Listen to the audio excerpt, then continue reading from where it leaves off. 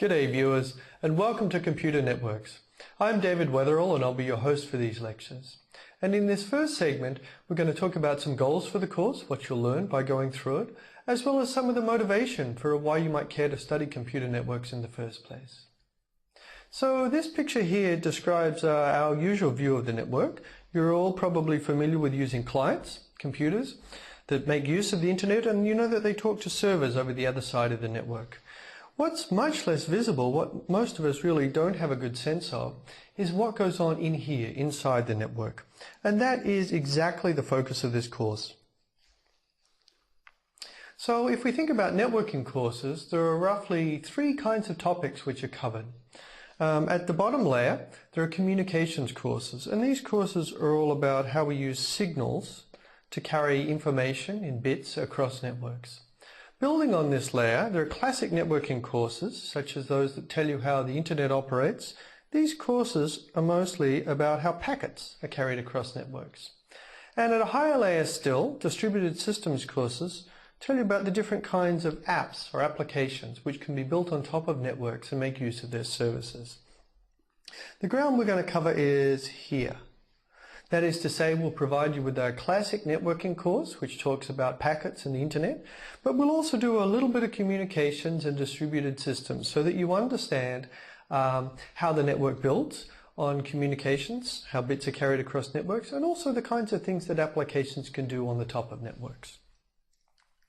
Okay, so we really have 2 main goals for you in this course, and I'll go over each of them in turn. Our first goal here is really for you to simply learn how the internet works. And by that I mean for you to gain a deep appreciation of what happens, for instance, when you browse the web, what really goes on underneath.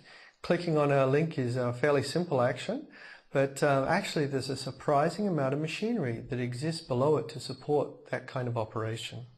And in the course of understanding how the internet works, we're going to learn about many acronyms that you've probably already heard of. Things like TCP/IP, the DNS, HTTP, NAT, VPNs, 802.11, and so on and so forth. Many other acronyms too. I expect that you've seen a lot of them, and what we'll go over is we'll do much more than tell you what they mean. We'll give you a sense of how they operate and what their purpose is and why they even exist in the first place. So I'm going to go over each of those points a little bit more and give you a little more detail. So first of all, in terms of learning about the internet, why would you care to learn about the internet? Well, there are several reasons. One is simply curiosity. The internet's a very important artifact, and you might be curious as to how it works. Since it's an important artifact, it also has a big impact on our world. I'll go over each of these points in a little more detail. That's what this little symbol here means, more coming. And a third reason you might care to learn about the internet is simply job prospects. There's a lot of growth these days in engineering and computer science related jobs for which networking is an important component. So having a deep understanding of networking techniques and how the internet works can definitely be good for your job prospects. Okay, so let's talk about curiosity in the internet a little more. The internet really had very humble beginnings. This is what it looked like around 1970 when it first started, and at that time it was known as the ARPANET. And you can see here is the original 4-node network configuration, the topology. Look at that. And over time you can see that it quickly began growing to this other network in the middle, and then to this slightly larger network as it grew. Well, that was a while ago, around 1970. Here's something that's closer to where we are today. This is a visualization of the internet in 2005, around 2005. And by this time, the internet has turned into an everyday institution. It's something that nearly all of us use. We use it at work, at home, and while we're on the go. Now, actually, no one knows what the internet looks like anymore at this scale. This picture really is a visualization that's based on just a data set that's been gathered to give a good approximation of what the internet looks like. And you can see it looks more like a star chart with millions of links in there. So it's really quite an amazingly complicated structure nowadays. Another reason why you might care to learn about the internet is the tremendous impact that it has on our society. So the internet is really an enabler here of societal change. And you can see this in some of the ways that we already use the internet today. The internet provides very easy access to large amounts of knowledge by systems such as Wikipedia. Previously, that knowledge could be very difficult, time-consuming, or expensive to obtain. The internet allows us to undertake electronic commerce with systems such as PayPal, with really very little friction, so that we can buy and sell goods across the internet very easily nowadays. And the internet's even changed the way that we meet people with various systems and the way that people interact through networks. And the internet also provides us ways of communicating without censorship across even international borders. So it's changed the way that people are able to communicate. This is really a huge impact it's having on the world. You know, we might add to this list education, because the internet now, with systems such as Coursera, is really beginning to have a very significant impact on how we educate people. As well as impacting society, the internet is also having a large impact on the economies of the world. Really, you could think of the internet as an engine of economic growth. And these examples I've given you are all examples of business models that didn't exist before the internet. They didn't really make sense without the internet. So Google, as you probably know, runs using a business model of advertising sponsored search. This is something that's become possible because of the internet. For other stores, such as Amazon, Amazon operates with it's an online store, of course, but it also operates using a long tail model where it's able to sell a very large number of goods. It has an inventory which is much larger than you can really fit in any one reasonable physical store for people to wander around. So it's a different model. Online marketplaces such as eBay enable buyers and sellers to come together quickly, even though they're in very different physical locations.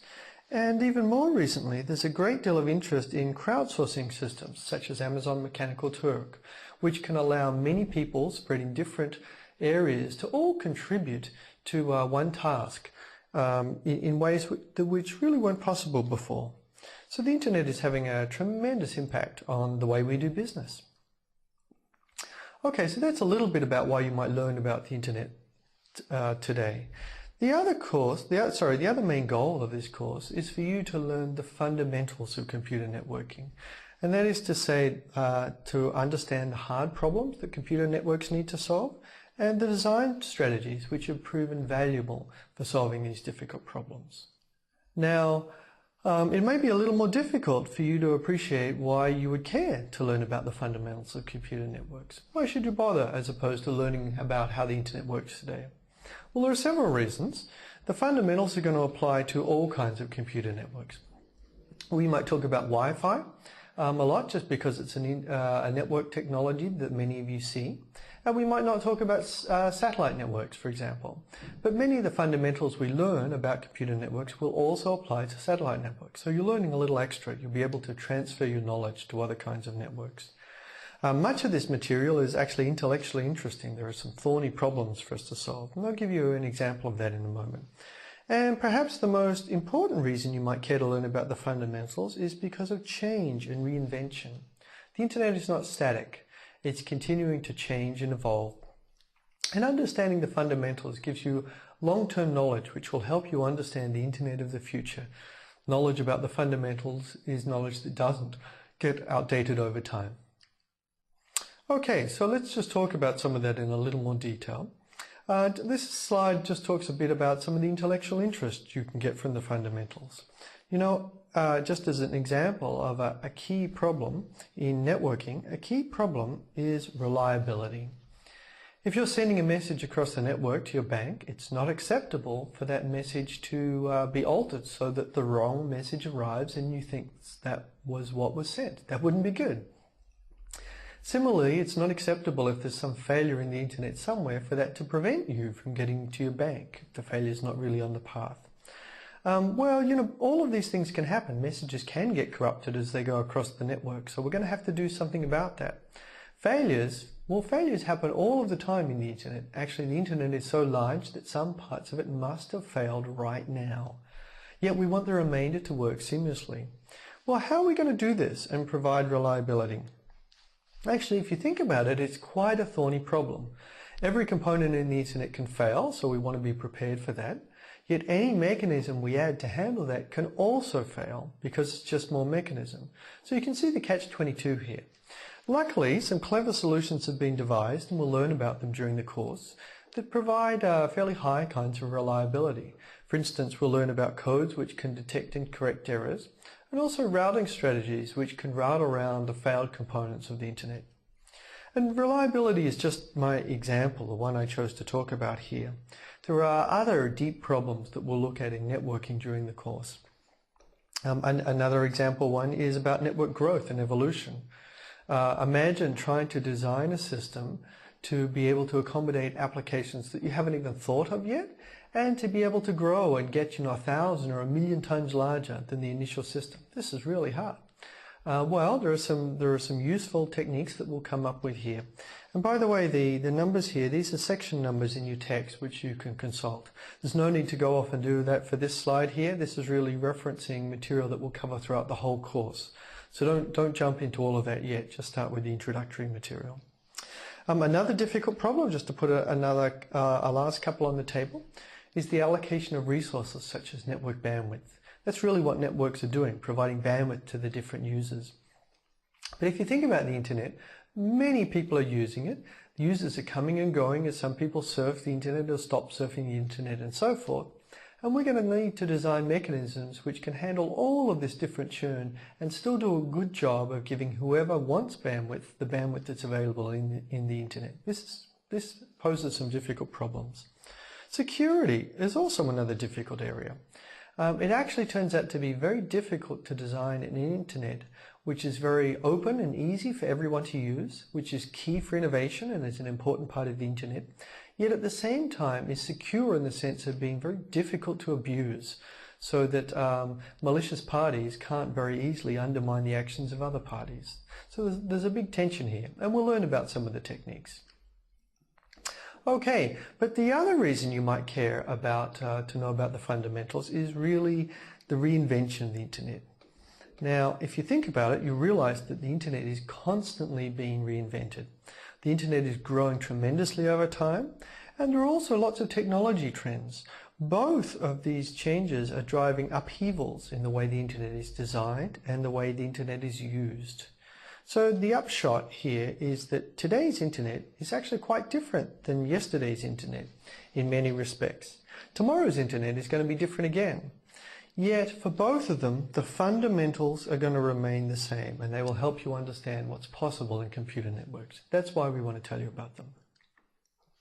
Just to go into that in a little more detail, this graph shows you the growth of the internet in terms of the size.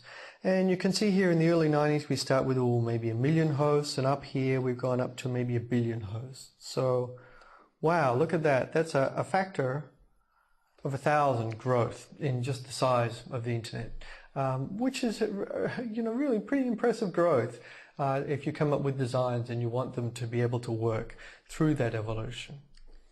But more than that, we've also seen many upheavals in the internet over this period. And I've listed here just some of the growth and technology drivers which are causing those upheavals. You can see, for instance, when the web emerged, this led actually to the creation of what are called content distribution networks to satisfy the enormous demand for getting the same web pages to many different people. As the content of the network changed and we shifted to digital songs and videos, there was an upheaval in which we shifted to and explored different peer-to-peer methods for sharing files. As the cost per bit of sending information over the internet has fallen, we've switched increasingly to voice over IP calling, so that functions which were traditionally part of the telecommunication network, the telephone network, have been incorporated into the internet. This one's about growth, many internet hosts. This has actually driven a change where we're going to have to update all of the basic internet protocols, and we're in a transition right now to IPv6. But you can see, while this one's about growth, pure growth, many of the others aren't. They're really upheavals caused by technology trends and changes in the way we use the internet. And finally, just to put out there, advances in wireless have led to many more mobile devices. And these devices stress the internet protocols in different ways that we'll see a little bit of during the course. Okay, and finally, just to close this segment, I want to point out one thing which is not an explicit goal of this course, and that's to provide you with IT job skills, such as, for instance, Cisco certification material to help you configure networks. That's not because this is not an important skill, it's because some of this material can change fairly quickly over time as new equipment comes and goes, whereas what we want to give you really is long-term knowledge which will remain relevant in the future and help you understand the internet. Now that's not to say that this is purely an academic course, however. Much of the material you learn will really be very practical about how the internet works, and we'll also experiment a little bit with some hands-on tools. So you'll get a good sense of some real-world stuff. Okay, so on with the show.